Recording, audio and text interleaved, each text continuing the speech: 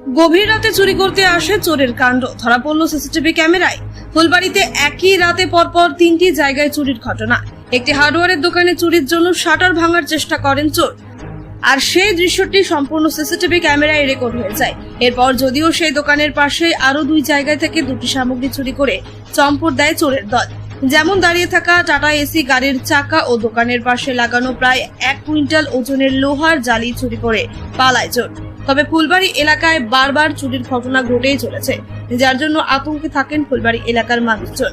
তাই এলাকাবাসীরা পুলিশের কাছে দাবি করছেন সেই চোরদের অতি দ্রুত ধরে উপযুক্ত শাস্তির ব্যবস্থা করুক পুলিশ প্রশাসন। তাহলে হয়তো ফুলবাড়ি এলাকার চোরের সংখ্যা কমবে বলে মনে করছেন অনেকেই। গতকালের চুরির ঘটনায় অভিযোগ দায়ের করেছেন স্থানীয়রা, আর সেই অভিযোগের ভিত্তিতে তদন্ত শুরু করেছেন নিউ জলপাইগুড়ি থানার পুলিশ। ভাঙার চেষ্টা করছে, মাল নিয়ে যাতে নিতে পারেনি, আর কয়েকবার চুরি হয়েছে।